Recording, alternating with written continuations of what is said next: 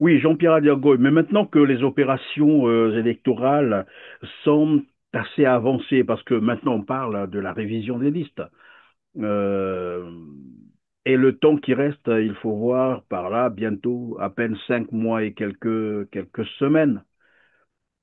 Est-ce que ça veut dire que si ces conditions ne sont pas réunies, comme vous avez dit, vous n'irez pas, vous ne participerez pas à cette élection, vous allez mobiliser les Congolais, comme vous avez dit, pour empêcher la tenue de cette élection, c'est ça?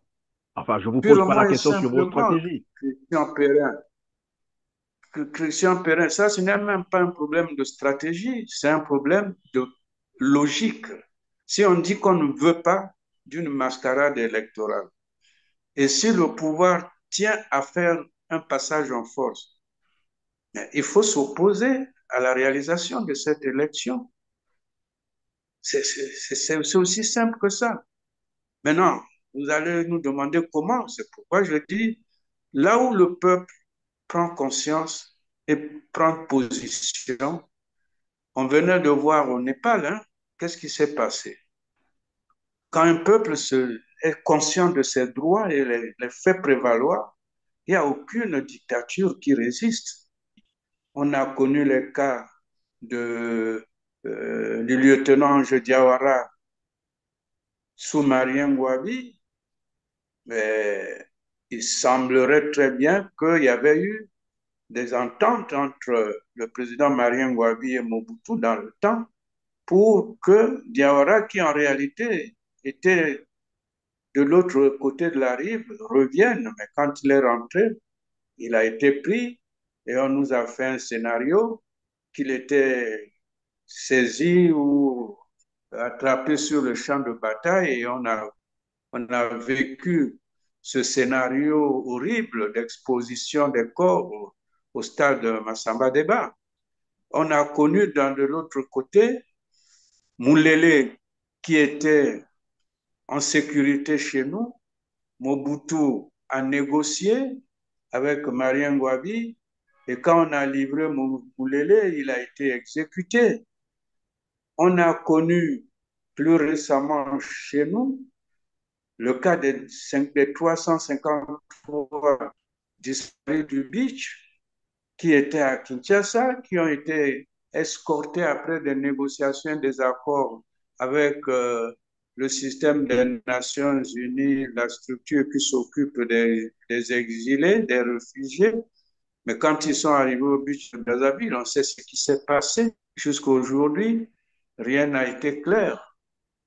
Donc, que ce soit maintenant aujourd'hui un conseiller du président qui aille à Paris pour dire à ceux qui seraient en délicatesse avec la République qu'ils peuvent rentrer et lui, il leur garantit leur sécurité. Lui, en tant que qui? Il est ministre de l'Intérieur, il est ministre de la Défense, et il est le conseiller de la sécurité du chef de l'État.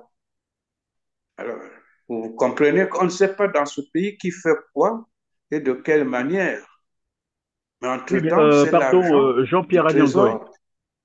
Trésor. À vous écouter tout à l'heure, vous avez pris quelques exemples. Vous avez parlé de l'exemple de Onge Diawara, qui avait été donc qui est rentré parce que bon, Marin Wabi avait demandé qu'il rentre et c'est produit ce que vous avez rappelé tout à l'heure. Vous avez aussi rappelé le cas des disparus du beach, en fait des massacres des civils au beach, des Congolais qui s'étaient retrouvés en RDC, en exil bien sûr, avec tout ce qui se passait dans le département du Poul, bien entendu, alors que c'est Denis Sassou Nguesso qui leur avait garanti la sécurité, qu'ils pouvaient rentrer et que, bon, voilà, pour reconstruire le pays, malheureusement, quand ils sont rentrés, tout le monde sait ce qui s'est passé, ces jeunes ont été triés, d'aucuns exécutés sur place, d'autres, selon certaines sources, enfermés dans des conteneurs, vivants dans des conteneurs et jetés dans le fleuve.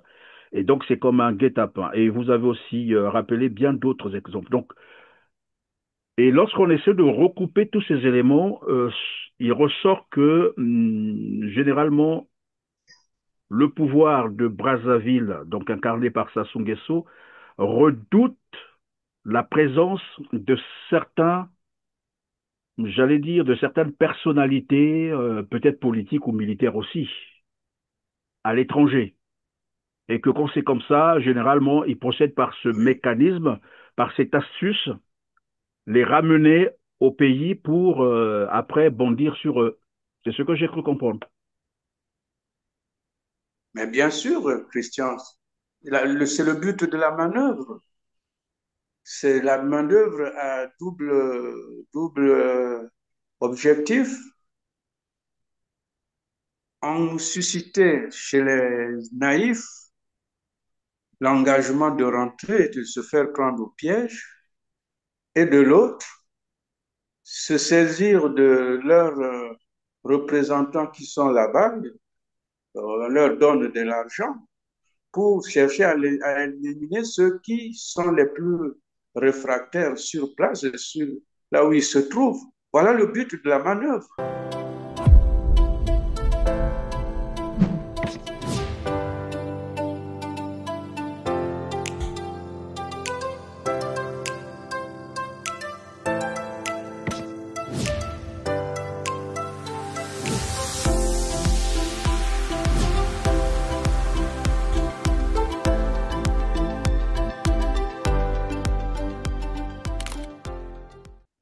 Bonjour à toutes et à tous, mesdames, messieurs. Merci de suivre ce numéro de Droit de Savoir. Avec moi sur ce plateau, Jean-Pierre Anyangoy, ingénieur en chef des eaux et forêts, ancien secrétaire général au ministère des eaux et forêts, ancien secrétaire exécutif des aires protégées d'Afrique centrale, président du Parti du peuple, le PAP. Bonjour Jean-Pierre.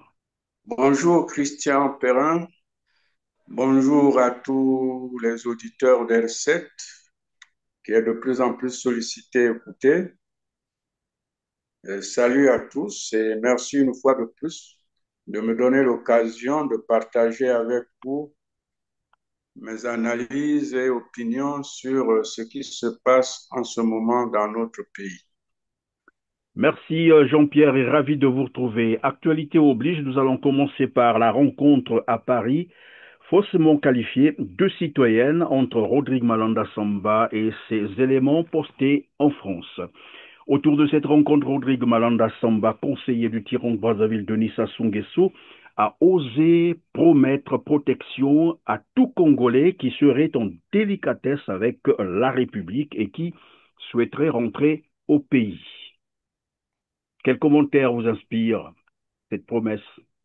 Oui, Christian, j'ai suivi cette nouvelle d'actualité qui, pour certains, défraie la chronique, mais pour moi, personnellement, je considère qu'il s'agit là d'une manœuvre de plus de diversion, mais en même temps, une occasion de plus pour ce gouvernement de dépenser l'argent du peuple, l'argent du trésor, dans ce, je me permets cette fois-ci quand même de le prendre de référence, Satim Abiala, dans sa réunion avec la fédération, plutôt avec son parti, l'UPADES, où il disait que le gouvernement, le pays va mal, il a l'impression que le pays n'est pas gouverné, que le gouvernement dépense dans ce qui n'est pas essentiel.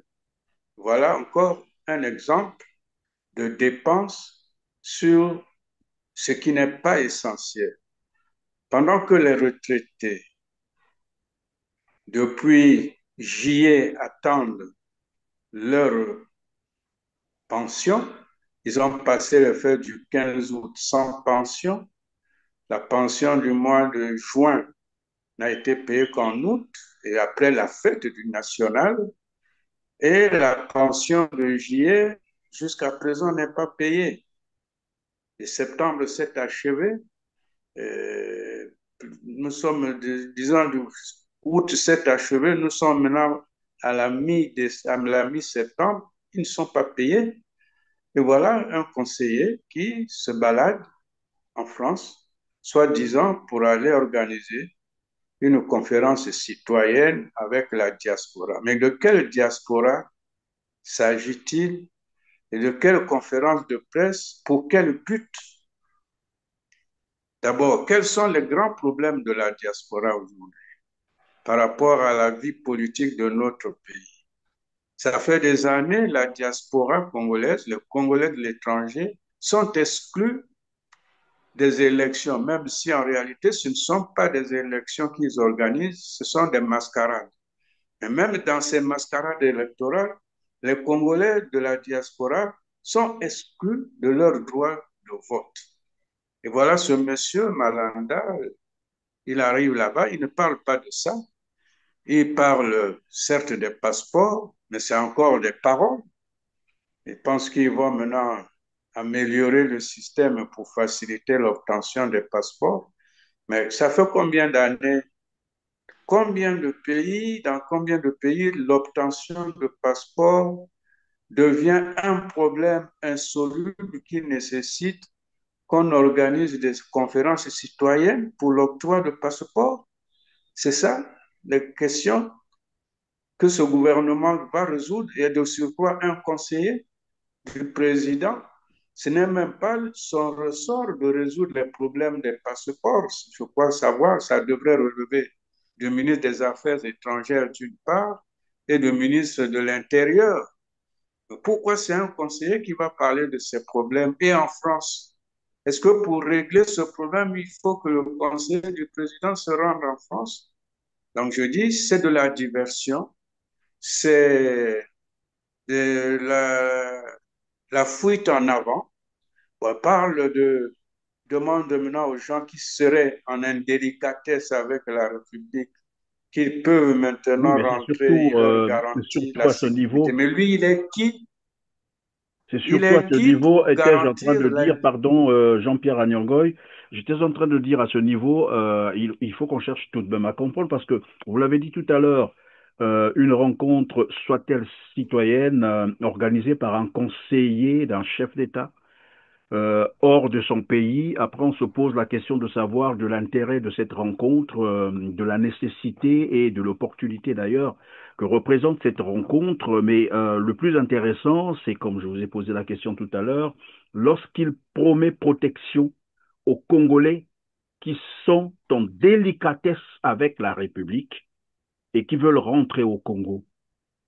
Et là, je pense que ça nécessite tout de même une analyse à quoi ça vous fait penser concrètement? Mais Christian Perrin, on n'a même pas besoin d'analyse de ce genre de déclaration infondée et intenable, incompréhensible. Quelle est la meilleure manière d'offrir des garanties à des gens qui seraient, comme il dit, en délicatesse avec la République, pour qu'ils disent, maintenant vous pouvez rentrer. Mais la seule chose à faire, c'est que le président de la République prend une loi d'amnistie. Et quand il y a une loi d'amnistie, tous ceux qui sont à l'extérieur pour des raisons, une raison ou une autre, sont rassurés que nous pouvons rentrer. Mais ce n'est pas au cours d'une rencontre citoyenne tenue par un conseiller du président. Ce n'est même pas le ministre de la Défense, ce n'est pas le ministre de l'Intérieur, ce n'est pas le ministre des Affaires étrangères. Même là, ça ne suffirait pas. La seule chose qui va, c'est une loi d'amnistie qui concerne tous ceux qui ont des problèmes avec la République parce qu'on veut donner un signal de recherche de la concorde nationale, de l'unité nationale. Et on commence par prendre une loi d'amnistie. C'est comme ça que ça se passe dans tous les pays du monde, y compris ceux qui croupissent arbitrairement dans les geôles de Brazzaville.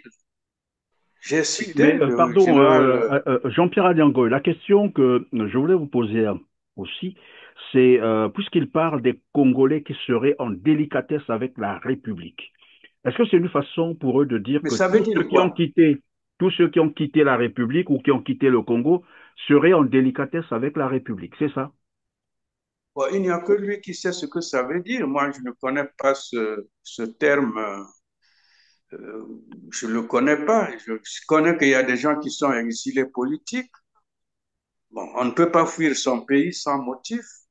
Si on, à un moment on a quitté le pays et qu'on ne veut plus y aller, et si le pouvoir est conscient qu'il y a des citoyens qui ont quitté le pays qui ne peuvent plus venir, mais la première des choses, pour leur donner la garantie, c'est de prendre une loi d'amnistie. Et ensuite, ces genres de rencontres peuvent suivre pour aller expliquer la loi de l'amnistie, pourquoi on l'a pris et puis rassurer que quoi, avec cette loi, vous pouvez rentrer. Mais vous n'avez pas pris de loi et vous allez dire aux gens, vous êtes en délicatesse avec la République. En délicatesse, ça veut dire quoi? Moi, je ne sais pas de quoi il s'agit. Et pour ça, il faut aller faire une conférence, une rencontre citoyenne. Je dis, c'est maintenant, en matière de demander aux citoyens qui sont à l'étranger, qui ont des problèmes avec la République, j'essaie d'interpréter ce vocable en être en délicatesse avec la République. Je considère qu'on a des problèmes avec le pays, des conflits, mais c'est la loi d'amnistie. Et par le passé, sans loi d'amnistie, on a eu des promesses comme de ce genre, faites même par les autorités compétentes, en l'occurrence les présidents. Dans le cas de notre pays, on a connu les cas de, du lieutenant Ange Diawara sous Marien Gouabi, mais il semblerait très bien qu'il y avait eu des ententes entre le président Marien Gouabi et Mobutu dans le temps pour que Diawara, qui en réalité était de l'autre côté de la rive, revienne. Mais quand il est rentré, il a été pris et on nous a fait un scénario qu'il était saisi ou attrapé sur le champ de bataille et on a vécu ce scénario horrible d'exposition des corps au stade de Massamba Deba. On a connu de l'autre côté Moulele qui était en sécurité chez nous. Mobutu a négocié avec Marien Gouabi et quand on a livré Moulele, il a été exécuté. On a connu plus récemment chez nous le cas des 353 disparus du beach qui étaient à Kinshasa, qui ont été escortés après des négociations, des accords avec le système des Nations Unies, la structure qui s'occupe des exilés, des réfugiés. Mais quand ils sont arrivés au beach de Brazzaville, on sait ce qui s'est passé. Jusqu'à aujourd'hui, rien n'a été clair. Donc, que ce soit maintenant aujourd'hui un conseiller du président qui aille à Paris pour dire à ceux qui seraient en délicatesse avec la République qu'ils peuvent rentrer et lui, il leur garantit leur sécurité. Lui, en tant que qui? Il est ministre de l'Intérieur, il est ministre de la Défense et il est le conseiller de la sécurité du chef de l'État. Alors, vous comprenez qu'on ne sait pas dans ce pays qui fait quoi et de quelle manière. Mais Oui, bien, entre-temps, c'est pardon, l'argent Jean-Pierre du Agnandoy. Trésor. À vous écouter, tout à l'heure, vous avez pris quelques exemples. Vous avez parlé de l'exemple de Onge Diawara, qui avait été donc qui est rentré parce que, bon, Marin Wabi avait demandé qu'il rentre et s'est produit ce que vous avez rappelé tout à l'heure. Vous avez aussi rappelé le cas des disparus du beach, en fait, des massacres des civils au beach, des Congolais qui s'étaient retrouvés en RDC, en exil, bien sûr, avec tout ce qui se passait dans le département du Poul, bien entendu, alors que c'est Denis Sassou Nguesso qui leur avait garanti la sécurité, qu'ils pouvaient rentrer et que, bon, voilà, pour reconstruire le pays, malheureusement, quand ils sont rentrés, tout le monde sait ce qui s'est passé, ces jeunes ont été triés, d'aucuns exécutés sur place, d'autres, selon certaines sources, enfermés dans des conteneurs, vivants dans des conteneurs et jetés dans le fleuve. Et donc, c'est comme un guet-apens. Et vous avez aussi rappelé bien d'autres exemples. Donc, et lorsqu'on essaie de recouper tous ces éléments, il ressort que généralement, le pouvoir de Brazzaville, donc incarné par Sassou Nguesso, redoute la présence de certains, j'allais dire, de certaines personnalités, peut-être politiques ou militaires aussi, à l'étranger. Et que quand c'est comme ça, généralement, ils procèdent par ce Oui. mécanisme, par cette astuce, les ramener au pays pour après bondir sur eux. C'est ce que j'ai cru comprendre. Mais bien sûr, Christian, C'est le but de la manœuvre. C'est la manœuvre à double objectif.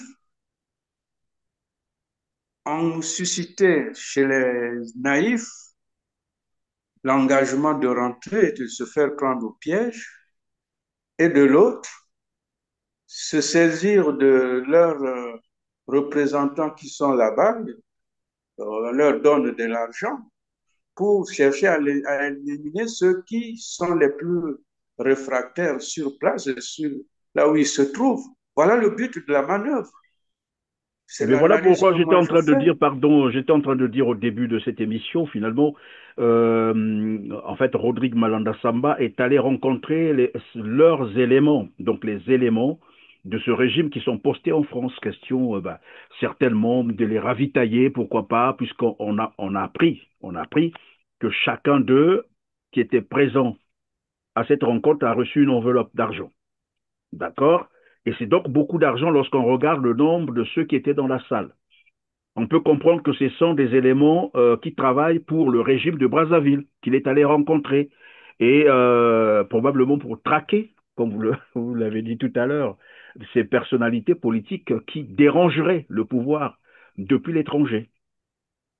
Alexandre Tsanga, un compatriote, il y a quelques jours, alertait par une information selon laquelle le pouvoir a mobilisé 150 milliards pour corrompre les opposants, et sur le territoire national et à l'extérieur. Et il parlait même, il citait quelques noms comme Mirassa qui n'ont pas osé approcher, et il citait quelques noms comme Mounari qui aurait refusé, Kinyumbi qui aurait refusé, et certainement il y en a qui ont accepté, et qu'il y a une part qui devait aller dans les diasporas pour distribuer avec des missions précises, soit pour corrompre, soit pour éliminer les réfractaires sur le sol étranger, là où ils se trouvent. Il est allé là pour distribuer des missions, pour accomplir une mission et assigner des missions à leurs représentants. Autrement, Christian Perrin, ici sur le pays, il y a un bas-le-branle avec le timonier, avec le patriarche, avec le gaé, avec le PCT lui-même, donc toutes leurs associations affiliées, qui sont des associations apparemment apolitiques, mais qui s'ingèrent ouvertement de politique. C'est elles qui sont maintenant impliquées dans la révision des listes électorales pour constituer le corps électoral pour 2026. Et ça mobilise beaucoup d'argent, ça mobilise beaucoup de jeunes. Dans le cas du patriarche et du timonier, on leur donne de l'argent, on les met en mission. Mais le conseiller du président, pendant que sur le terrain ici, ils sont déjà en campagne, ils sont en train d'organiser des opérations préélectorales, il va en France, il veut parler d'une conférence citoyenne avec les Congolais, mais il ne leur parle pas de l'élection de 2026 et de leur implication. Vous trouvez ça sérieux? Et ils ne sont pas congolais, ils s'intéressent à ce qu'ils rentrent, mais ils ne s'intéressent pas à ce qu'ils participent à l'élection présidentielle pour laquelle ils sont en train de, de, de, d'arroser les jeunes de CFA pour les corrompre, pour les amener à établir des fausses listes. Il va en France, il ne parle pas de la participation des Congolais de l'étranger à l'élection, de leur enrôlement sur les listes électorales. C'était l'occasion, non? Qui ira faire ce travail après? Ça veut dire que ces Congolais de l'étranger sont toujours exclus pour travailler avec les Congolais qui sont sur le territoire national, qu'ils ont appauvris. Et ensuite, ils utilisent maintenant les milliards pour les arroser, pour monter leur mascarade électorale. Donc, Christian Perrin, c'est réellement triste.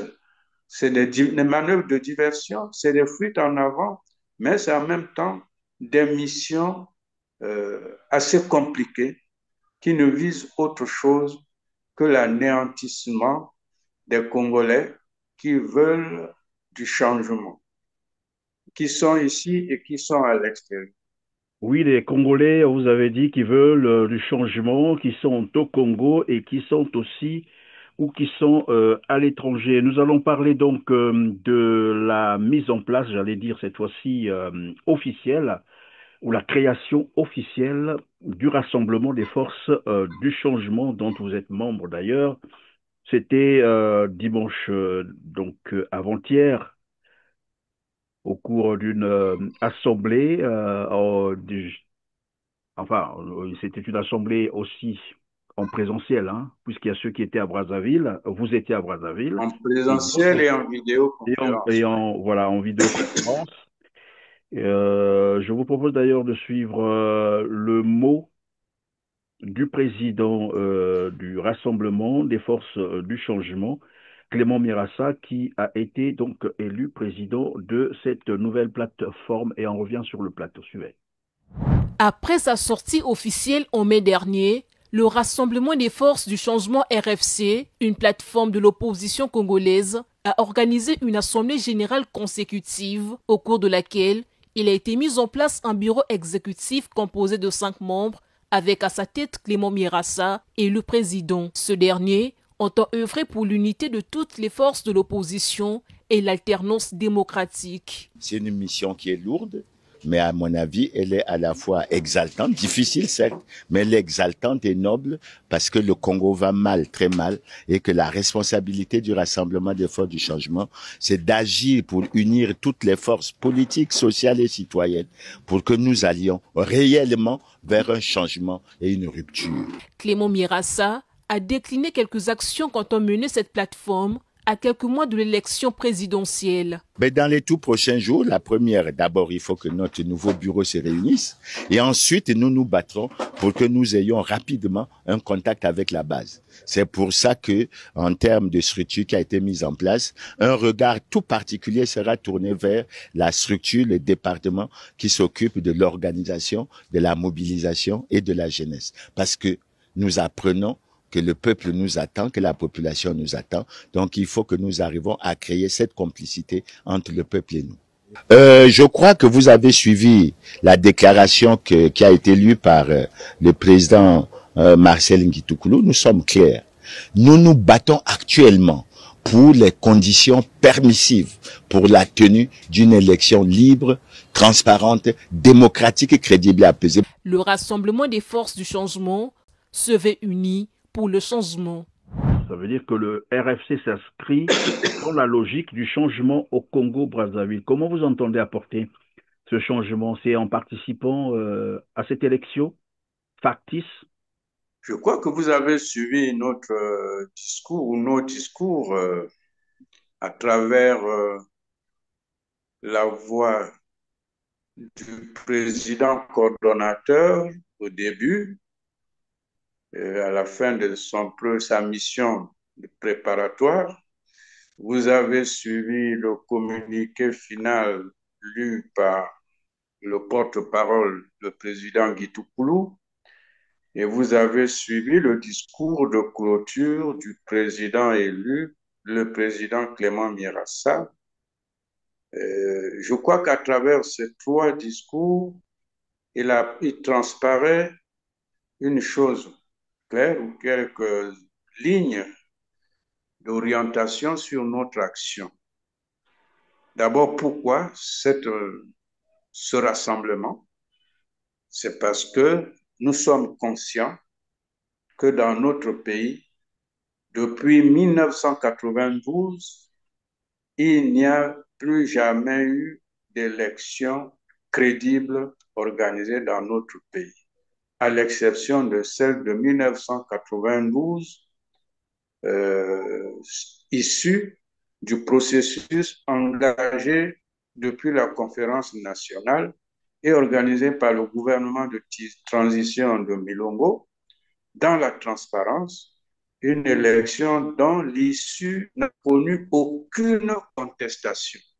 Mais depuis lors, dans notre pays, le PCT, qui a tué l'embryon de la démocratie, qui a étouffé la démocratie dans l'œuf par le coup d'État de 1997, a restauré de fait le monopartisme et pour se maintenir par façade vis-à-vis de l'opinion internationale, organise des mascarades d'élections dont les résultats sont bipés et connus d'avance.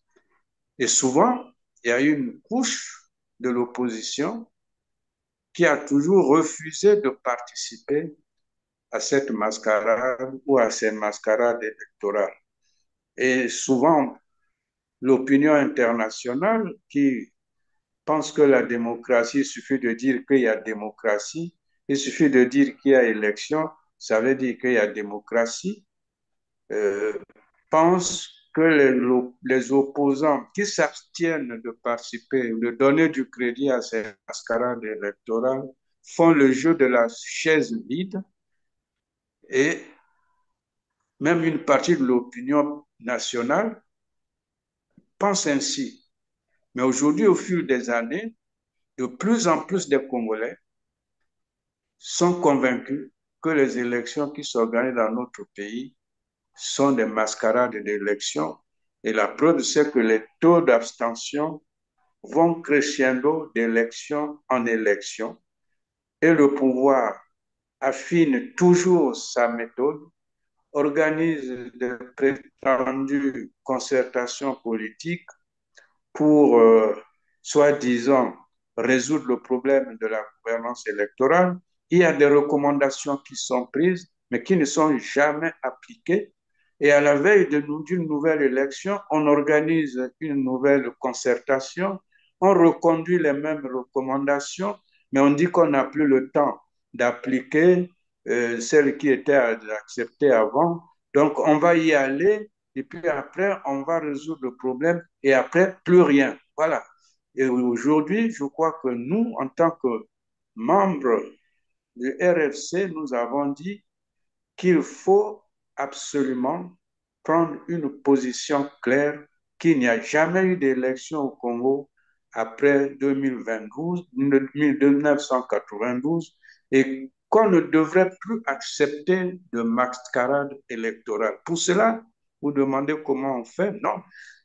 On veut mobiliser le peuple pour dire non à cette mascarade électorale et qu'on organise, si le pouvoir veut réellement aller à une élection, mais qu'il crée les conditions permissibles d'une organisation d'élections transparente, libre, équitable, crédible et apaisée.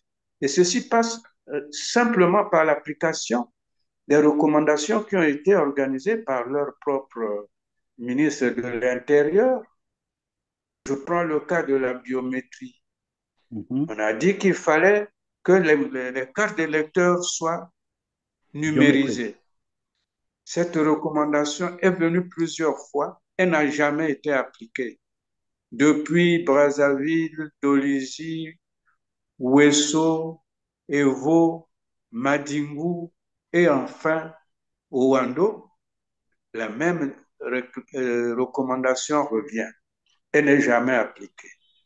Et en 2024, au mois de mars, le ministre de l'Intérieur a regroupé des partis pour dire on va maintenant parler de cette question de comment aller à la biométrie, comment refondre la loi électorale, et après, plus rien.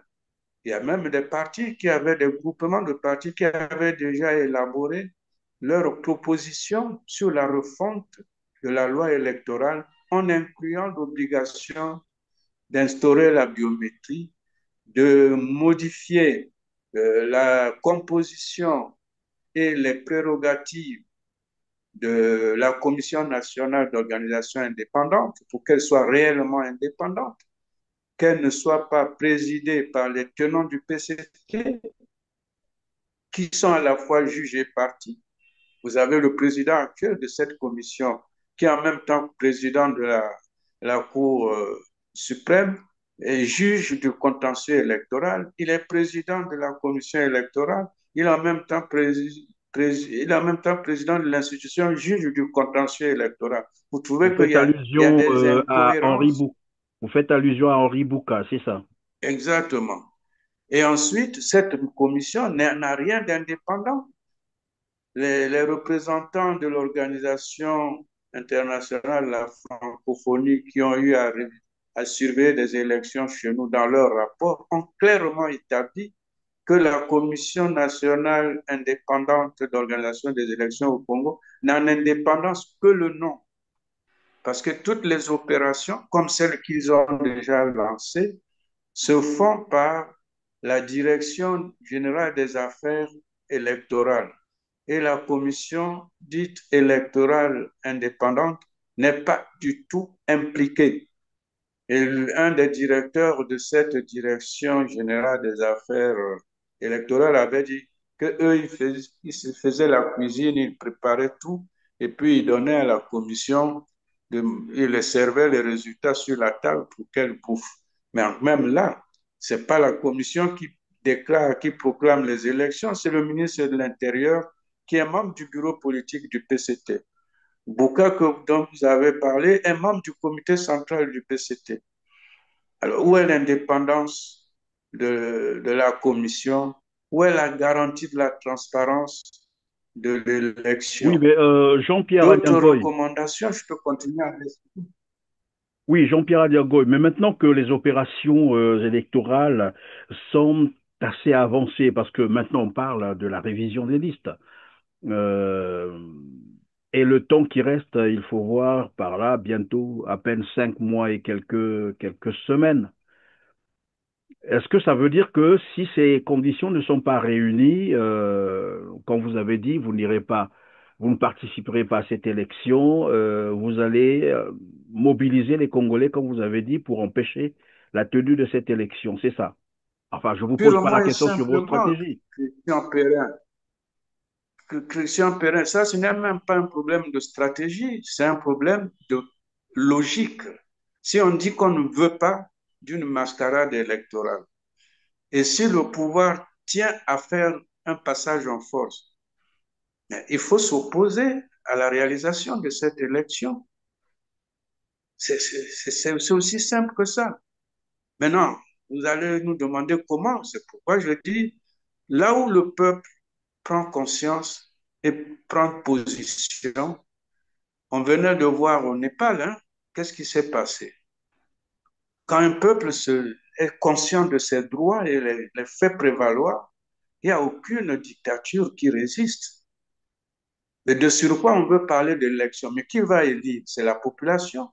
Mais si la population dit, et elle le dit, que les élections qu'on organise sont des mascarades, il y en a même qui refusent d'aller se faire enrôler et tout, se disent pourquoi on va nous faire nous tracasser à nous déplacer quand on sait que nos voix ne comptent jamais. Alors, quand c'est comme ça, qu'est-ce qu'on fait? On dit, il n'y a pas d'élection s'il n'y a pas de transparence. Et on nous fait croire qu'il y a des Congolais, des départements X, Y, Z, qui appellent à la candidature de Sassou Christian Perrin. Mais on injurie notre peuple. On insulte notre peuple devant l'opinion internationale. Quel est ce peuple qui vit dans les conditions que nous connaissons, des pénuries dans tous les secteurs, et qui va demander à l'auteur de ces pénuries, nous voulons continuer à souffrir. C'est ce que ça veut dire. Et c'est Oui, mais vraiment, Jean-Pierre c'est Adianko, sadique, c'est évidemment, cynique. vous faites bien de rappeler ces éléments. Évidemment, dans un pays où les fonctionnaires accusent jusqu'à 70 mois d'arriérés de salaire impayés, vous avez rappelé tout à l'heure les retraités qui ne sont pas payés depuis, je crois, juillet, c'est ça, et qui accusent aussi plus de 40 mois, comme je l'ai rappelé tout à l'heure, de pensions impayées, des boursiers, donc les étudiants congolais qui ne sont plus payés depuis presque 5 ans, ça aussi on le sait, des hôpitaux qui sont devenus des mouroirs, puisqu'on nous signale d'ailleurs des centaines de corps sont enterrés par jour au Congo, alors qu'il n'y a pas eu une épidémie mortelle en tant que telle. Ce n'est pas un pays en guerre, l'école est en lambeaux, on nous a dit, et ça ce ne sont pas des spéculations, les routes sont totalement délabrées. Et les gens peuvent le vérifier, parce qu'après on va dire, voilà, on spécule, on aime à raconter, les gens peuvent le vérifier. Nous sommes aujourd'hui le 16 septembre 2025, que chacun regarde autour de lui, ceux qui vivent à Brazzaville, à Pointe-Noire, à Dolisie, pourquoi pas. Vérifiez autour de vous ce qu'est devenu le Congo-Brazzaville. Pour qu'on ne dise pas que nous sommes en train de spéculer. Et donc, lorsqu'on a tout ça, et que dans le même temps, comme vous l'avez dit tout à l'heure, il y a des personnalités, des associations politiques, à caractère politique, des partis politiques qui appellent encore à la candidature de Denis Sassou Nguesso, même si c'était une élection normale. Mais là encore, on parle des simulacres d'élection. Le fait d'appeler encore à la candidature de Sassou Nguesso pour qu'il demeure au pouvoir, n'est-ce pas là une complicité de crime, non? C'est une complicité de crime, c'est une trahison, c'est également un autre phénomène, c'est celui qui appauvrit une population et ensuite, devant sa misère, il utilise des grains de riz pour que le poulet le suive, pour que le pauvre, le misérable, parce qu'il a faim, il veut au moins manger un jour ou 2 jours, puis bon, il va. Parce qu'en réalité, Christian Perrin, tous les Congolais le savent, ce ne sont pas des Congolais, les paysans congolais, les ouvriers congolais et les jeunes étudiants sans emploi qui sont des milliers qui vont s'organiser pour dire nous appelons la candidature de Sassou Nguesso, mais qui leur empêche de trouver le travail, qui leur refuse les bourses et qui refuse même de sanctionner ceux qui volent les bourses, l'argent destiné à payer leurs bourses. Et Et ces mêmes l'argent des étudiants générations à qui on ne futures paye aussi. pas la bourse, l'argent des générations futures qui a disparu. Quand le ministre des Finances, on ne cessera de le répéter, reconnaît que même pour payer les salaires, ça devient un casse-tête chinois et qu'on ne peut plus investir pour l'avenir de nos enfants. J'ai appris il s'est attiré maintenant des foudres des tenants du PCT qui le Oh, oh. condamnent, qui en veulent à sa vie pour avoir tenu ce langage. Mais il n'a dit que la vérité, parce que c'est bien Non, lui mais qui en doit fait, faire la gymnastique. il a fait que renchérir ce que Denis Sassou Nguesso lui-même avait dit. Le verre est dans le fruit. C'est lui Le qui a verre est commencé dans à le le fruit et dire. dans tous les secteurs. Dans tous les Il secteurs, a c'était dit, clair, non?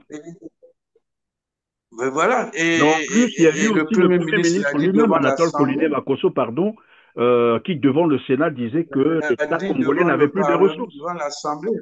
Ben oui, Bon, ça ne peut maintenant, pas s'en prendre au ministre alors, des et quels Finances. sont donc ceux-là quels sont ceux qui vont l'appeler à continuer à les faire souffrir? Quand Makosso, encore un autre cynique, un chantre de la misère des Congolais, dit que nous avons, c'est un homme, c'est l'homme Providence quand il répond au RFI. C'est l'homme Providence quand on a un tel homme qui a bourré d'expérience, on ne peut pas s'en débarrasser. Mais colonel Makosso, il est, pardonnez-moi, mais on ne peut pas s'empêcher de dire qu'il est malade mental. Parce que lui-même, déjà Premier ministre, il n'arrive pas à payer les ministres de son gouvernement. Il le dit, les députés, les étudiants, les pensionnaires, les retraités, il ne peut pas les payer. Mais qui donc est celui qui dit qu'on a besoin de Sassou parce que c'est l'homme providentiel? Son expérience, c'est laquelle? C'est d'endetter le Congo démesurément, sans résultat, c'est de créer les pénuries. C'est ça l'expérience de Sassou Nguesso et du PCT. Mais quelles sont les victimes de ces pénuries ils poussent leur cynisme jusqu'à dire que les populations ont cotisé pour donner leur contribution pour payer la caution du candidat Sassou. Donc Christian, vous, ça veut dire vous quoi imaginez ça? concrètement? Ça veut dire que ces travailleurs qui n'ont pas leur salaire, ces retraités qui n'ont pas de pension, ces étudiants qui n'ont pas de bourse, les jeunes, nous l'avons dit tout à l'heure, le chômage est endémique, donc n'ont pas de boulot. Et donc ce sont ces gens-là qui ont encore cotisé pour soutenir la candidature de leur Pour bourreau, c'est que ça en fait. Sassou ait la caution de sa candidature. C'est qui, Christian Pérez? Ce sont ceux-là? Ou bien ce sont les pêcheurs de Moussaka, de Ouesso, les chasseurs de chez moi, à Kélé, les paysans qui cotisent pour que Sassou soit candidat? Qui peut croire à des énormités, à des insultes comme ça à l'endroit du peuple congolais? Mais au contraire, ça ne crée que de la rancœur. Ça ne pousse qu'à la révolte. C'est pourquoi nous croyons que fermement, quand nous allons expliquer tout ce que je suis en train d'expliquer, non pas à travers votre plateau, parce que tout le monde n'y accède pas, mais cette fois-ci, il faut aller au corps à corps avec les populations pour leur dire, est-ce que c'est vrai, dans les plateaux, c'est vrai que vous avez cotisé, qui a cotisé? À quel échelon, qui va cotiser pour que Sassouba devienne candidat? À Kindamba chez Vuba. C'est là-bas que les gens appellent à la candidature. Mais en réalité, c'est qui? C'est Vuba. Ce sont les tenants du pouvoir de chacune de ces régions qui prennent l'argent du trésor, ils vont, ils, ils le mettent dans l'enveloppe et puis ils disent voilà, ce sont les populations qui ont cotisé. Mais je crois que cette opinion internationale connaît la réalité du Congo. Oui, mais c'est ce que j'ai toujours rappelé ici. Nous sommes à l'ère du numérique, où plus rien n'est caché, tout est su à la seconde près. Donc, on ne peut plus continuer à fonctionner comme on fonctionnait Voilà. dans les années 70. Donc, ils ne prennent pas les Congolais pour, voilà, les ignorants. Voilà. Donc, je parlais ici. Donc, c'est une manière de recycler l'argent volé dans les caisses de l'État et pour dire que c'est des populations et surtout qu'ils aiment à parler au nom de la population. Jean-Pierre Adiangoy, le temps nous tient également. Nous allons passer à un autre volet. Il Et puis, s'agit. Christian, je disais qu'ils poussaient leur cynisme en disant que les gens donnent l'argent. Et j'ai dit, en réalité, c'est eux-mêmes qui amènent l'argent. Et vous avez dit que c'était le recyclage, exactement. Mais je voulais renchérir pour dire qu'il manque même d'intelligence. Ils agissent grossièrement comme un des compatriotes. Je ne sais pas si c'est euh, l'autre qui nous faisait l'économie de l'argent du pétrole qu'il vole, là. Il disait il gouverne par canaillerie. Oui, oui, Canaillerie. Parce que Christian Perrin, oui. même si on prend la révision des listes électorales qu'ils font aujourd'hui, c'est soi-disant un acte administratif. Mais d'où vient que c'est maintenant le Patriarche, qui est une association montée de toutes pièces par Okombi Salissan pour droguer et corrompre les jeunes, qui s'investit dans la révision des listes électorales. C'est le timonier du PCT, donc Salissan avec le Patriarche, c'est eux maintenant qui font les jeunes, les délégués de Patriarche, qui vont faire les révisions des listes électorales. Ce sont les jeunes du timonier, c'est-à-dire Sassou, Oui, le mais patriarche, c'est c'est là où ça Sassou, paraît, pardon, le Jean-Pierre timonier, c'est Adiangoy, Sassou. c'est là où ça paraît quand même, j'allais dire curieux, parce que les associations, je ne sais pas si ce sont des associations ou comment appeler ça, que vous venez de citer, Timonier, Patriarche, je ne sais pas quoi, un autre Gaël, ou je ne sais pas comment, qui viennent de naître à peine il y a 2 mois de cela, sont en activité librement. On se pose la question si ces associations ont été, je ne sais pas moi, validées ou acceptées, elles sont conformes par rapport à la loi voilà, sur les partis ou les Mais associations, Christian, alors qu'il y a des partis qui existent depuis elles ne longtemps. peuvent pas être, Christian, elles ne peuvent pas être validées, même si elles sont validées comme association, mais pas comme association politique, parce que la loi qu'eux-mêmes ils ont prise à supprimer les associations politiques. Oui, mais comment Mais les ces appeler? associations, validées ou pas validées, ne sont pas des associations politiques, mais elles font de la politique au grand jour. Oui, mais donc Elles sont engagées quel est dans la leur vrai campagne. statut aujourd'hui? Quel est leur vrai statut aujourd'hui? Ben, je crois que ce sont des associations, ce ne sont pas des partis, ce sont des associations. Donc, qui sont censées être apolitiques, mais qui violent la loi et s'engagent dans la politique avec la bénédiction du PCT et du gouvernement du PCT et du président du PCT, puisque eux-mêmes, ils violent la loi. Mais y a-t-il quelque chose de surprenant que ces associations violent la loi pour servir les violeurs de la loi? Et c'est au grand jour. Et ces associations passent. Le timonier, c'est avec l'effigie du président Sassou. Le patriarche, c'est avec l'effigie du président Sassou. Gaë, ce qu'ils appellent génération auto-entreprise, c'est avec les fonds publics, mais eux aussi sont impliqués dans la révision des listes électorales et recrutent des jeunes. Au lieu de leur donner l'emploi, on les recrute pour aller faire les révisions des listes électorales. Qu'est-ce qu'on attend de ces listes-là? Ben, on va y trouver des étrangers, des morts et même des gens qui ne sont même pas à l'âge de voter, qui vont être dans cette liste. Et vous voulez qu'on aille à une élection comme ça? C'est ce que Et nous pendant, sommes évidemment, engagés à leur pendant que vous parlez faire. de ces étrangers qui seront enrôlés, nous apprenions, c'est ce matin d'ailleurs que je suivais une information sur la toile, après il faut peut-être l'authentifier, où on parlait du club 2002, c'est comme ça qu'on appelle ça, qui aurait reçu des milliers, des cartes d'identité congolaises qu'ils vont très certainement attribuer aux étrangers, qu'ils vont enrôler les étrangers comme ils savent le faire d'habitude. Et il faut s'attendre Mais évidemment. Christian Perrin, vous parlez de 2002, mais actuellement, en dehors de ce que je dis sur la révision des listes électorales, il y a un système monté dans tous les quartiers où certains chefs de quartier sont devenus chez eux, c'est devenu des centres d'identification pour l'octroi Des des cartes cartes d'identité. nationales d'identité des cartes d'identité dans les parcelles des chefs de quartier. On leur amène des cartons et ils payent et puis on sait qui vient et tout. Et on vient leur prendre Des empreintes. les empreintes dans la maison des chefs de quartier, les empreintes. Et c'est dans 2 ou 3 jours, ils ont les cartes nationales d'identité.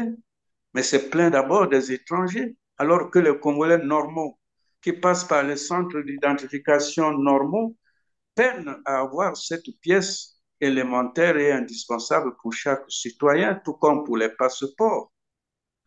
Voilà Oui, mais ce qui se évidemment, passe pendant dans que vous ce dites pays ça, actuellement. Jean-Pierre Adiangoy, moi j'ai eu des informations qui m'ont été remontées comme ça, où il y a des Congolais qui passent 2, 3, 4 ans en train d'attendre l'attribution ou la fabrication d'une carte d'identité et dire que désormais ça se fait dans les domiciles des chefs de quartier et probablement nuitamment. Eh oui, nuitamment, nuitamment, nuitamment, et de jour et de nuit. Tout ça pour la fraude. Et nous, RFC, nous disons, il faut mettre un terme à ça. Mais puisqu'ils disent, voyez une fois de plus, Christian, l'inconséquence ou l'incohérence de leur manigance, quand ils disent que les populations appellent à leur candidature, ça veut dire que les populations aiment bien le président. Mais pourquoi alors redouter la carte électorale biométrique? Pourquoi? Puisque la population les aime, tout le monde veut qu'il soit président. Mais organiser la mise en place des cartes biométriques pour que ces gens, normalement, viennent voter. Et pourquoi Faites enrôler le les recensement étrangers? administratif sans enrôler des étrangers. Faites un recensement administratif correct avec la participation des autres parties prenantes, pour être sûr que les gens qui sont identifiés sont bien des Congolais. Ce n'est pas ce qui se fait. Malheureusement, Jean-Pierre Réviser la Ayangoy, carte voilà, électorale. il nous reste quelques 2 minutes seulement, malheureusement. On va donc conclure cette émission par cet autre volet. Il y a un certain donc Munkasa de la force montante qui vous pointerait du doigt comme étant voilà les doyens qui empêcheraient ou qui étoufferaient les jeunes Congolais qui veulent émerger en politique. Et parmi ces jeunes, il a été cité le jeune Cédric Balou, que vous connaissez très bien, qui doit être, je crois, membre de votre parti, c'est ça? C'est ça, oui. Que se passe-t-il concrètement? Et pourquoi est-ce que c'est la force Bon, montante qui prend parti de ces jeunes, alors que la force montante, à ce que je sache, c'est la jeunesse du Parti congolais du travail? exactement, Christian Perrin. Je n'étais pas tenté de parler en détail de ce qui se passe avec le jeune Balou, mais c'est cette ingérence, cette injonction inopportune et hasardeuse du président des forces montantes qui m'invite à réagir parce que je vois derrière son attitude un peu quelqu'un qui vient mettre à nu. Je crois que c'est plutôt il met à nu Balou. Il montre qu'il y a quelque chose euh, derrière le comportement de Balou au sein du pape.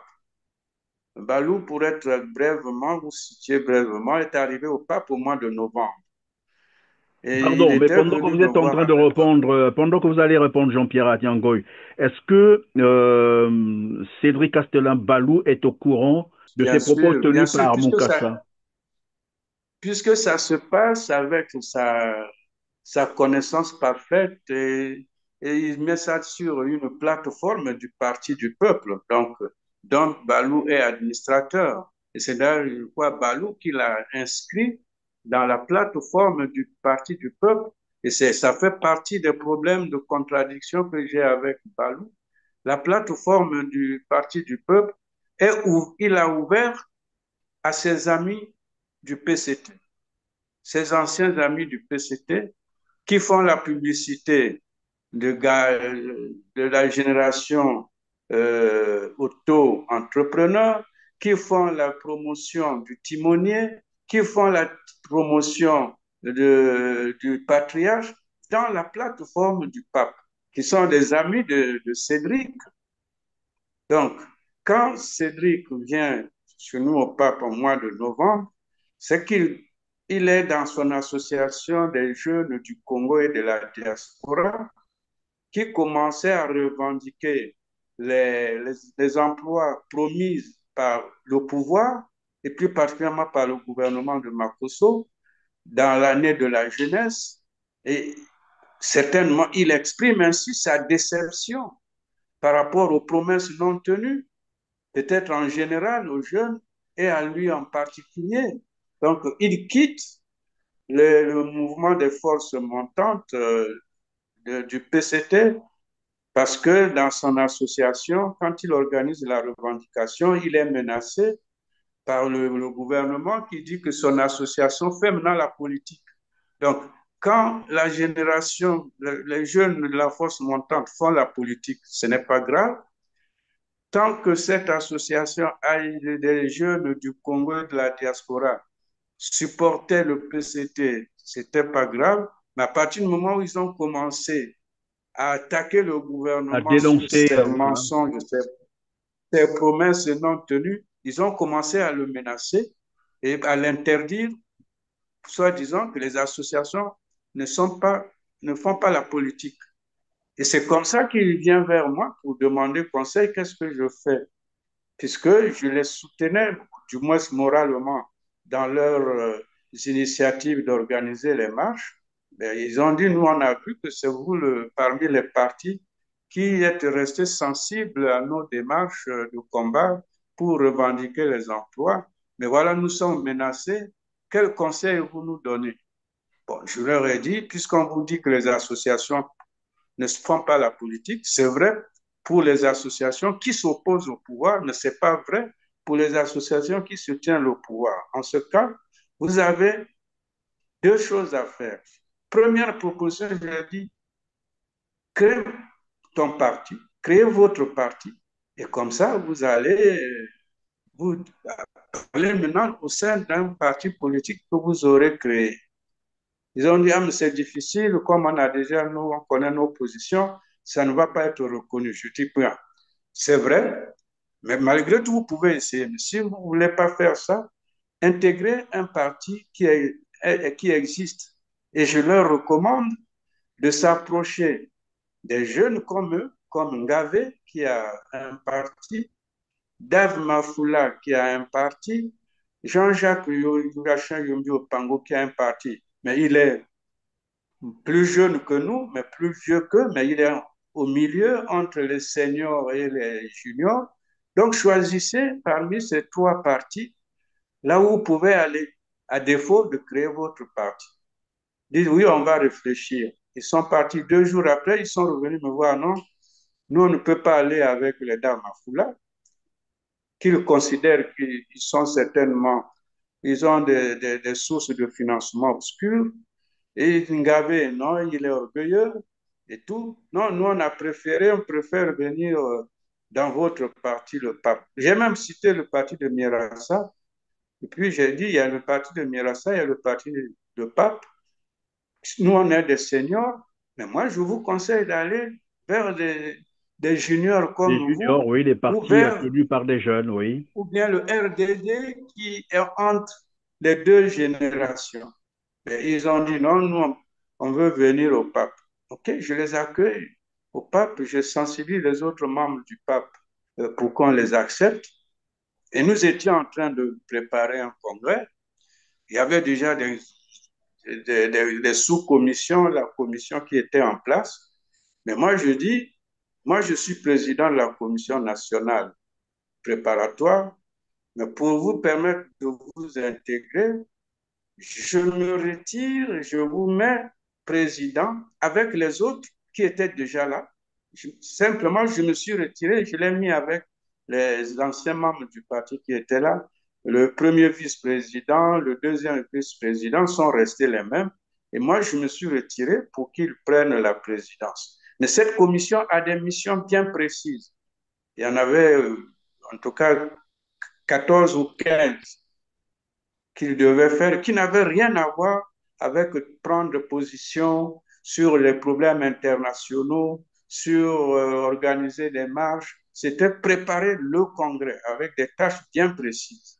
Oui. Mais voilà, maintenant qu'il avait cette responsabilité, mais ces jeunes qui étaient avec lui dans l'association aussi sont rentrés, mais il s'est mis à ne travailler qu'avec les jeunes qui sont venus avec lui et à marginaliser les anciens membres du parti qui se sont sentis frustrés et qui m'en veulent d'ailleurs parce qu'il commençait à dire qu'avant lui, le pape n'existait pas, c'est lui qui est venu faire connaître le pape, c'est maintenant lui qui a amené des militants. Et tout ça, ça frustrait les membres du parti qui étaient là.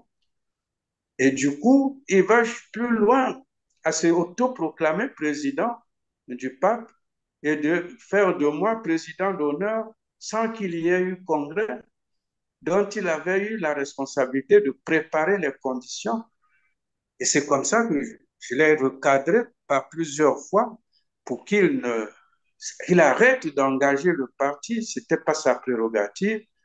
Moi-même, j'étais, je vous avoue, dans la meilleure disposition, arrivé au congrès, de faire le transfert parce que je trouvais en lui un jeune courageux, dynamique et tout. Ça, je ne le lui refuse pas.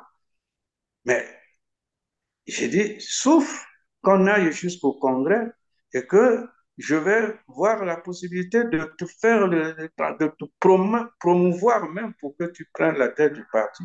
Non, il voulait maintenant que ça soit tout de suite qu'il devienne président du parti.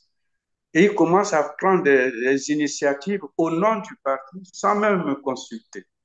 Vous avez entendu parler de la marche ou de la mobilisation générale du 10 juillet 2025 là, et qui Oui. a valu l'arrestation de Maître Bob. Mais il était un des initiateurs de cette marche sans que je sois impliqué. Mais curieusement, on a arrêté Maître Bob, mais lui, il a échappé. Dieu merci pour lui.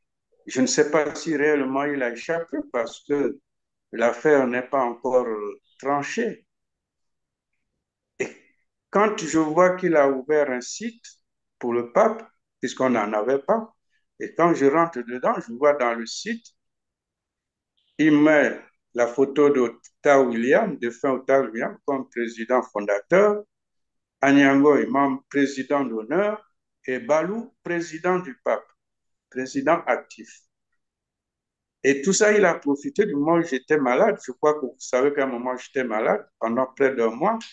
Ben, il dit que je suis devenu démissionnaire. C'est maintenant lui qui s'autoproclame président parce que je n'ai pas voulu organiser vite le congrès pour qu'il devienne président. Donc, il devient de facto président du pape.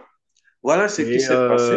voilà, Et comme j'ai après toute cette histoire, après tout comment, ça, comment, quand je prends donc la décision pour abroger cette commission qui lui a donné les ailes pour que on reconfigure avec les organes du parti comment faire pour réorganiser cette activité. Et voilà que le président de la force montante du PCT s'insurge et s'en prend à Mirassa et à Nyango, qui sont des gens qui bloquent, qui étouffent les jeunes. Et nous-mêmes, on n'a même pas de bilan. On a été responsable par le passé. On n'a laissé que des échecs. On n'a pas eu de bilan. Mais la première question qu'il faut se poser, pourquoi il s'ingère dans les affaires du pape en tant que qui? un parti de Est-ce que le pape l'opposition en a plus? le parti de l'opposition et pour défendre un militant du pape? Mais quand il a quitté leur mouvance parce qu'il était frustré là-bas, qu'est-ce qu'il avait fait pour que les responsables du PCT le récompensent, lui donnent ce qu'on lui avait promis? Il ne serait jamais parti de là-bas. S'il est parti, c'est Ou parce qu'il était sinon, frustré. ce monsieur Moncassa pouvait plaider pour qu'on remette sur pied l'association de Cédric Balou, pourquoi pas? Par exemple, par exemple. Donc, s'il intervient et s'en prend à Mirassa et à Nyangoy, c'est parce que Mirassa et à Nyangoy sont réellement des opposants qui se sont affichés de manière constante et claire contre le PCT et leur président. C'est nous qui sommes allés en avant dans le combat contre les crimes économiques et financiers en organisant une grande conférence en 2023 pour dénoncer et lancer une lettre ouverte. C'est nous qui nous sommes retrouvés encore, Mirassa et Anyangoy, pour lancer le combat contre la vente et l'aliénation de nos terres. Et le Premier ministre a évoqué ça en assemblée devant le Parlement et nous a remis tous les accords quand même les députés n'en avaient pas. C'est nous qui sommes là avec les autres membres des partis membres du RFC pour dire nous allons nous lever pour barrer la route à la mascarade électorale. Et une des contradictions que j'ai avec Balou, c'est qu'il ne veut pas le lien entre Clément Mirassa et Anyangoy, parce qu'il trouve que ce lien ne le permet pas de s'évoluer. Mais dans quoi? Nous ne sommes pas au pouvoir. Ils demandent notre bilan. Mais Okay. les pénuries que nous connaissons aujourd'hui, le manque d'emploi que les jeunes déplorent, les emplois promis l'année de la jeunesse jamais donnés qui ont amené Balou à se révolter, c'est le bilan de Mirassa, qui était ministre du Commerce de 1991 à 1992 sous la transition. C'est ce bilan-là qui pénalise les jeunes aujourd'hui. Mirassa a été ministre pour la deuxième fois de 1992 à 1993 en tant que ministre du Développement industriel, de la pêche et de l'artisanat, sous le gouvernement de Pascal Lissouba de 60-40. 60 à l'opposition, 40 au président Lissouba, et lui, Mirassa, était dans le quota de l'opposition. C'était de 92 à 93, un an. C'est son bilan qui pénalise la jeunesse, qui empêche aux jeunes de trouver du travail. Mais quant à moi-même, et puis le bilan politique de Mirassa est connu, c'est ça qui nous lie. En 91, Mirassa était parmi ceux qui avaient écrit la lettre ouverte avec les Tister Chikaya, les Jean Itadi, les Pierre Nzé, qui nous a conduits à la conférence nationale, qui a banni le monopartisme et généré le pluralisme politique, qui a ouvert la voie à la démocratie. Voilà le bilan politique de Clément Mirassa. Et moi, j'avais signé la même lettre, consultée par Jean Itadi, un des initiateurs. Moi, je l'ai signé cette lettre en 91. Entre-temps, j'avais déjà renoncé à l'UJC parce que j'avais compris que l'UJC était devenu une organisation d'agitation stérile. Et j'avais compris depuis 1979, lorsqu'ils ont fait soi-disant le mouvement de réajustement contre Yombi, j'étais un des rares à m'opposer à ces manœuvres au sein de l'UJC. En disant non, ça c'est faux, c'est ça. L'IGC est devenu force montante, c'est ça, non? Ils me disent que je n'avais jamais de passé politique, mais à l'UJC, je peux citer Oba Pounou me connaît, Ngakala Michel me connaît, Vouba me connaît. On était à l'UJC ensemble à Pointe-Noire, à Brazzaville. Ngakala, j'ai cité les Marcel Twanga, les Jean-Pierre Ngombe. J'étais membre du bureau exécutif du comité central de l'UGC et à ce niveau, ces gens que j'ai cités qui sont des témoins, Pierre Ngolo, qui est à l'Assemblée, au Parlement, me connaît. Au congrès de l'UGC où on a adopté le serment de fidélité de la mémoire de la jeunesse, serment de fidélité de la jeunesse congolaise à la mémoire de Marien Ngouabi, c'est Ngolo Pierre, président du Sénat, et moi qui avons eu mission de rédiger ce serment. Et c'est une mission de serment que j'ai rédigée tout seul, parce que Ngolo dormait, il avait sommeil, c'était au-delà de minuit. Et quand il s'est réveillé, j'ai dit mon camarade Ngolo. C'est même la caractéristique. Non, il trouve que je dis ça, je sais qu'on va déborder un peu, parce que quand je finis de rédiger ce serment, je réveille Ngolo, camarade, la motion est là. Il jette un coup d'œil, il dit, je te fais confiance. Et on est allé en plénière, j'ai lu, la motion a été adoptée sans amendement, par acclamation, nourrie et debout. Ça, ce sont mes œuvres au sein de l'UJC qu'après j'ai décidé de quitter, comme j'ai quitté le PCT parce que je sentais que le PCT nous amenait à la ruine. Cette ruine, des années après, elle est là, tout le monde la vit. Et quand j'ai signé la lettre ouverte, j'étais directeur général d'une société forestière sous la tutelle du général Damas Ngolo, membre du bureau politique, ministre des Eaux et Forêts. Et on s'est retrouvé avec lui dans le bureau de son directeur de cabinet, paix à son âme, mais son directeur de cabinet vivant, c'est Pierre Nzon. On s'est retrouvé dans le bureau de Pierre Nzon, il m'a posé la question, mais monsieur le directeur Ranyangoy, vous ne pouviez pas signer cette lettre sans mentionner vos fonctions? J'ai répondu sereinement aux membres du bureau politique, ministre, monsieur le ministre, j'ai signé en toute conscience parce que je partage les points de vue qui sont exprimés dans cette lettre et je suis prêt à assumer les conséquences.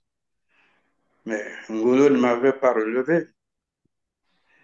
Voilà, donc, et quand on parle de bilan, j'étais le secrétaire général du ministère des Eaux et Forêts de 1980 à 1985. 40 ans après, aujourd'hui, mon nom est glané comme sur le marbre au ministère des Eaux et Forêts. J'invite Mukasa à aller au ministère des Eaux et Forêts, qu'il demande aux cadres du ministère des Eaux et Forêts, qui sont venus même après moi. On connaît à Niangoy, on me reçoit quand j'arrive là-bas avec considération, on m'appelle doyen, on m'appelle...